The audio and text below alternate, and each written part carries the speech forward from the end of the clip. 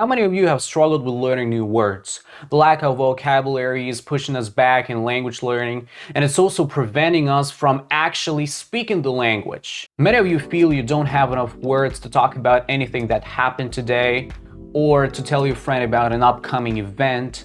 The problem is not just vocabulary, but sometimes it is. And today I'm going to share my experience in learning new words with you guys. If your English is not high enough for this video, make sure to switch on the English or Russian subtitles and enjoy watching.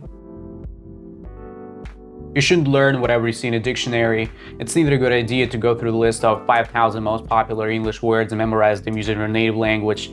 It's a waste of time and energy, unless you're going to take a test. If you want to use the new words, you have to study them in context. The words can be fully understood only when they're surrounded by other words. Let's take a look at the following sentence. After reading this motivational book, she was filled with vitality and energy to work productively during the day. I suppose you don't know what the hell the word vitality means, right? But take a closer look at the nearby words. Motivational book, energy, work productively. Now I'm going to put my cards on the table and tell you the definition of this word. So, vitality means energy and enthusiasm. Right in the bullseye, yeah? I hope this example convinced you of the need for context. So as we've just discussed this essential point, now we're moving on to actually where to get new vocabulary.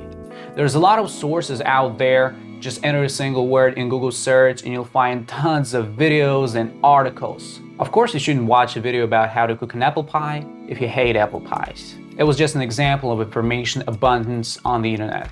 So like I said earlier, it comes down to two main things: listening and reading.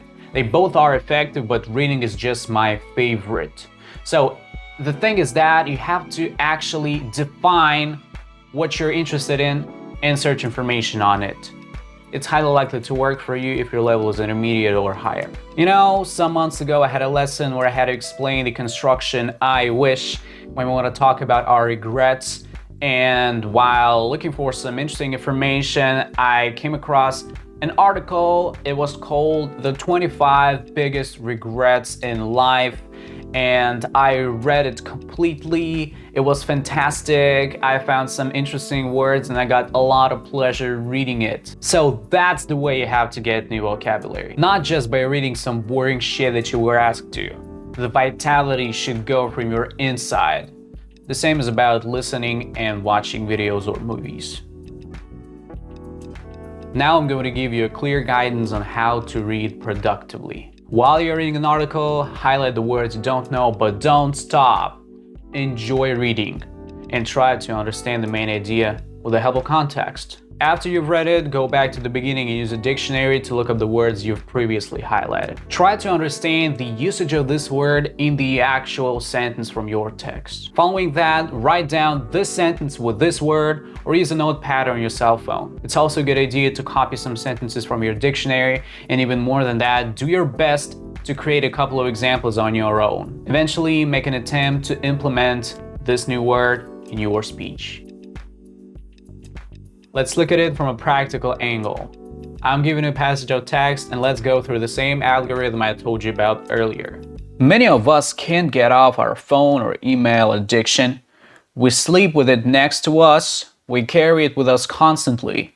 It's right next to us in the shower, just in case we see a new email icon light up through the steamed up shower glass. We know constantly checking email and Twitter in the evenings and on the weekends takes us away from quality time with our family and friends. Yet we don't stop. So I read it and highlight the words that I have no clue about. It's important that I don't stop. And only after reading this passage, I open a dictionary and start looking up the unknown words. Let's work along with me. Get off an addiction means to get rid of a bad habit. Now I'm going to read the sentence with this word once again. Many of us can't get off our phone or email addiction. So it means that many people cannot get rid of or break this bad habit of using their phones and checking email all the time. I understood the full meaning of it, and now look at how I create my own example. It is very hard for me to get off my YouTube addiction. I watch lots of stupid videos every day and I can't control myself.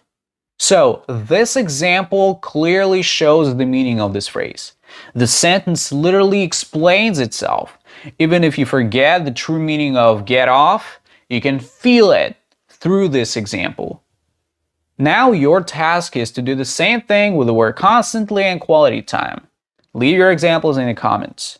So that's how I've been learning new words for the last couple of years, and I don't know if this method is new or whether I am the creator, but the truth is, it freaking works. Read something on a daily basis and learn about 3 to 5 words each day consistently. You may ask me, why not 10 words or even more?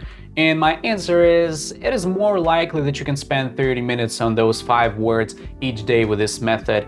But if you want to learn 10 words, you're going to be spending too much time on that and it won't last long. So just keep it 5 words a day and try to hold this habit for the next 30 days. You'll feel the difference. So thank you for watching this video. I hope you enjoyed it, and don't forget to check out my social media in the description. Make sure to check out my Telegram channel to keep up with the latest information about me and my YouTube channel. Subscribe and we'll keep in touch.